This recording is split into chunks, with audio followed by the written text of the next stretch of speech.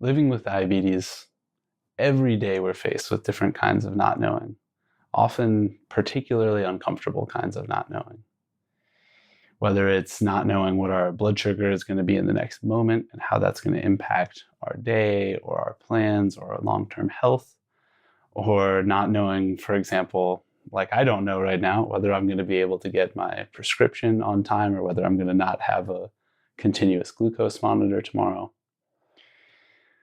We're faced with all these different kinds of not knowing, and they're really challenging. They're challenging to the structure of our day. They're challenging to our identity. They feel really uncomfortable. And we've been discussing that a little bit this week with the reel from You're Just My Type. But I'd love to give a different perspective on not knowing, on that discomfort and what it really means about our lives and where we are. Because as we've discussed with a lot of the other difficulties that we face as people with type 1 diabetes, not knowing is actually a human experience. It's a human struggle. This uncertainty, this not knowing what's going to come next and how it's going to impact us and whether it's going to wash away the sandcastle of a life that we've built so far. It's just that we as people with diabetes get in much closer contact with it. And that contact, in most cases, is quite uncomfortable. It's also an opportunity. So there's a story in the Zen tradition. It's a koan, for those of you who have heard of koans before, but it's kind of like a both parable, but also a meditation practice. And so I'll share this with you. There's a monk who's wandering about, and he's on his meditation path, seeking for who knows what. Well, that's part of what the story is about. And he comes across another monk on the path who's maybe a little bit senior to him and sees something about this individual that sparks something for him. So he asks him, "What are you doing? Where are you going?" And the first monk says, "Well, I'm on a pilgrimage." And the second monk, he says, "What's the purpose of your pilgrimage? Why are you doing this whole journey that you're doing? What's this about?" In a way, he's asking, like, what does it matter to you? What are you in it for? Who cares? And the first one responds, "I don't know. I don't know. I don't know what this whole life thing is about." He just says the words, "I don't know," but there's so much in that "I don't know." It's so heavy. Just like when somebody asks us, "Why is your blood sugar off in this moment?" Sometimes I like saying, "Well, because I have diabetes." Of course, that's not what they're asking. They want something to blame, or, they want to say, "Oh, I could have done something differently." What's the purpose of your pilgrimage? Why are you doing this? Why are you doing this life thing? I don't know. I don't know. And that is so raw and difficult and honest to not know, to be in this space of, I'm not really sure. So what does this original question asker monk, what does he say? He said, not knowing. That's really intimate. That's the most intimate. It's the closest to the truth. He says that's the most intimate that you could be with reality, with the truth. It's being honest about the fact that you have no idea what's going to happen next. You don't even have the ability to be completely sure of why you're doing what you're doing. That's honest. And that's difficult. That's raw to be with. So in today's practice, we'll be with that in our experience. But I just want to encourage all of us, myself included, as I'm waiting to see whether I'm going to get a CGM tomorrow, to recognize not knowing, not just as a affront to our life and the things that we want to do, but also as an opportunity to step into a different way of being, as a doorway into a greater reality, a greater life, a greater truth. So this not knowing, all of these little not knowings, not knowing what's going to happen, not knowing what the impact is going to be long term, those are little invitations. They're pokes. They don't always feel good. They're barbed. But they're little invitations for us to step into a much larger not knowing. So we'll practice with that a little bit today. So if you haven't already, you can find yourself a comfortable seat. Settle yourself in a meditative posture. And mostly let that be comfortable. You also want some amount of strength, maybe even dignity in your sitting posture, but mostly letting it be supportive to your body. If you haven't already, you can let your eyes drift closed.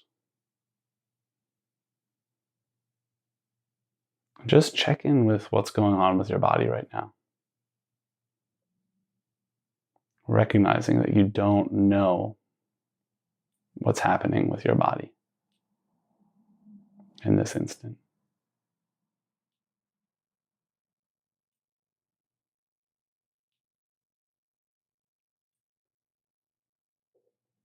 You might notice certain feelings all over your body.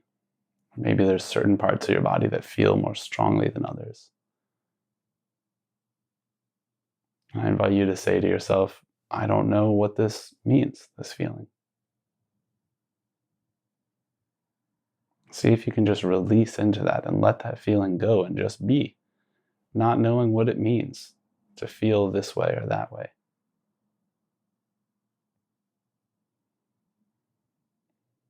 And bring some more relaxation to your body.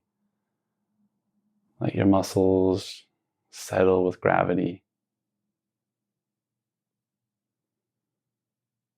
Let your face get soft and heavy.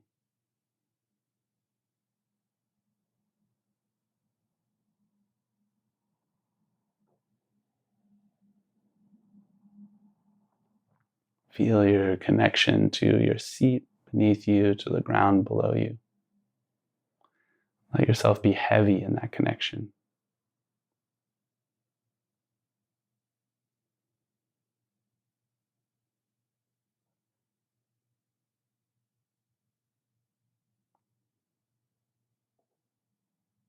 Notice the rise and fall of your breath. And perhaps that's also showing you places you could relax a little bit more to let the breath be smoother and gentler.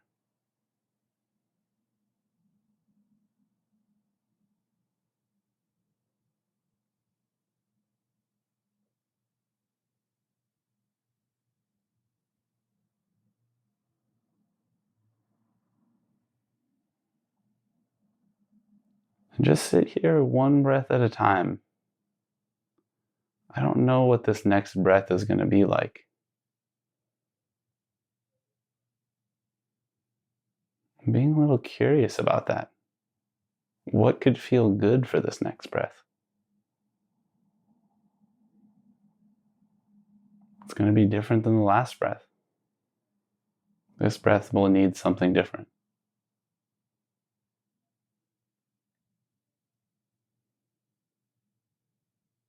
Breathing to yourself gently, kindly, softly. In whatever way feels good to you right now. One breath at a time.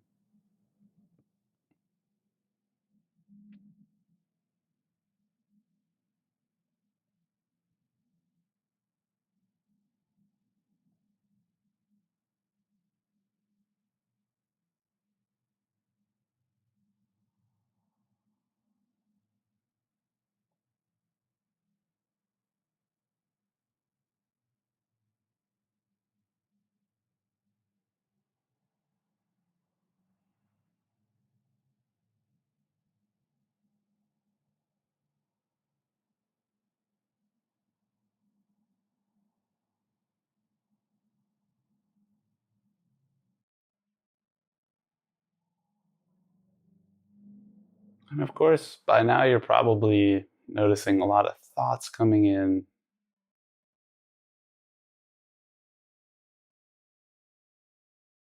I invite you to say to yourself, I don't know what these thoughts mean. And just challenge yourself to really believe that for a moment. Try that on. Maybe you don't want to keep that lens afterwards, no problem. But for this meditation, giving that an honest try, believing these words. I don't know what these thoughts mean.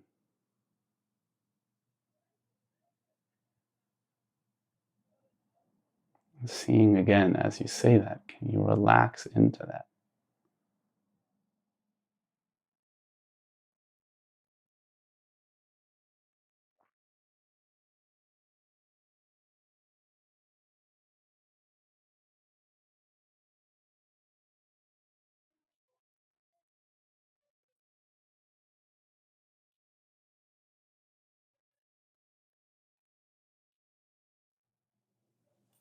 Notice that with each breath, your whole body is moving a little bit.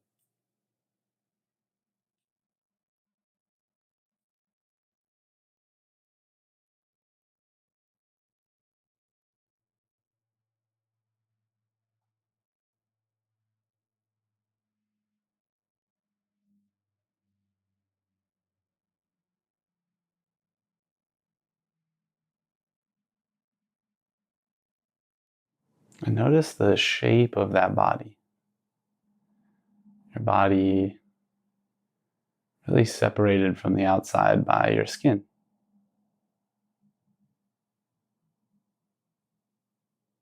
Again, as you have thoughts coming in, if they're feeling pushy, feeling sticky, seeing if you can just say to yourself, I don't know what this means right now. And relaxing into it, relaxing your head into it, relaxing your whole body into that.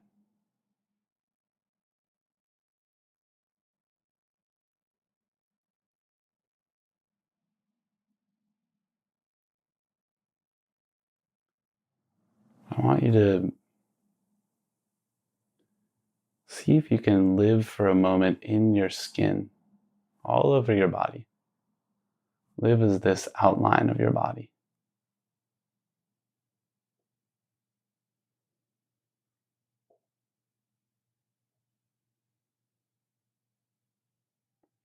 And if there's something that feels like it's particularly sticky or plaguing you right now that you don't know, that you'd like to know, or an uncertainty in your life, try to invite that in intentionally right now and just see what happens within your body, underneath your skin, and even in your skin. What happens when I think about this?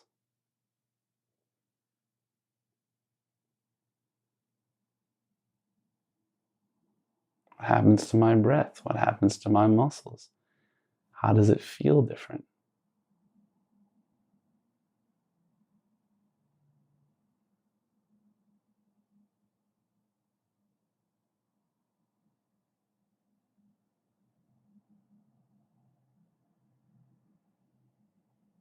Investigate that, and where you feel tensions, you can relax them a little bit. But I invite you to really bring this, I don't know what's going to happen. Bring that in, even bringing those words in and seeing again. Can I relax my body into not knowing? Can I let this bring me to a place that's more alive, more aware, more vibrant, more curious from one minute to the next? I don't know what's going to happen, and it's okay.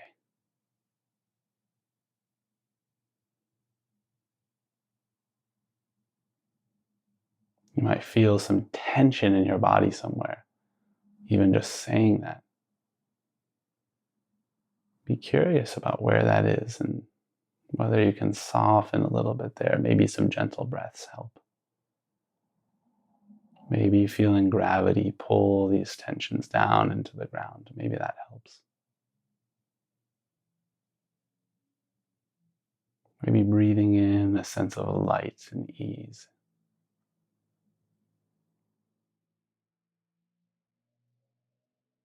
I don't know what's going to happen, and it's okay.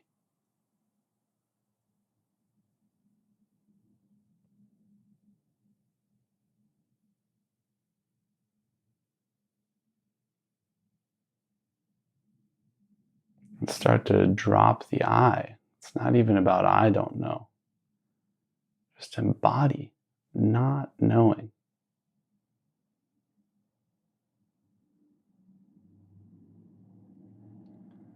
Just I don't know, or not knowing.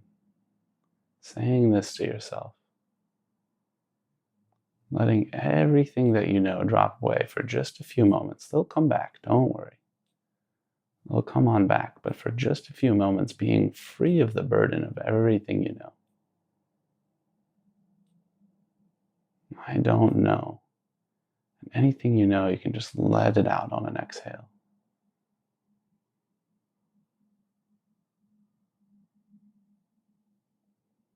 I don't know. Every exhale. Breathing everything you know out. Everything. The good, the bad, the ugly. No knowing.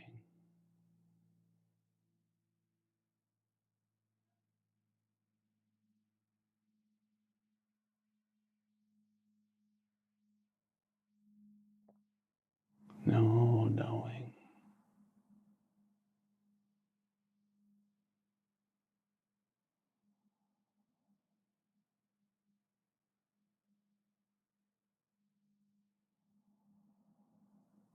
Stepping into this space of being temporarily free of knowing things, of locking them into your mind. Giving yourself space and time from all of this knowing, this certainty, this planning, this judging. Just to sit here open for a few moments. Responsive.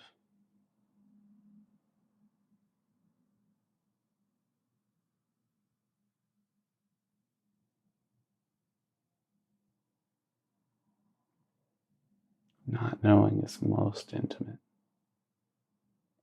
Not knowing is most intimate.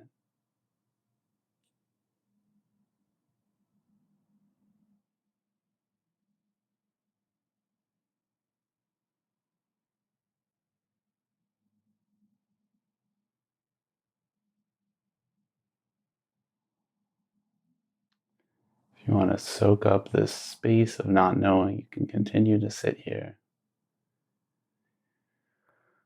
We'll begin the process of coming back, taking some deeper breaths. Perhaps on an inhale, intentionally bringing some knowing back in, some remembering my name, the day of the week.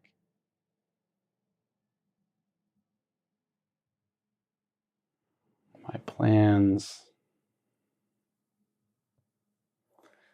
You might take a moment to use your hands to feel over the surface of your body.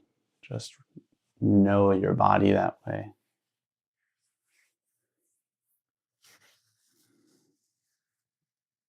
And as you're ready, you can let your eyes come open as well.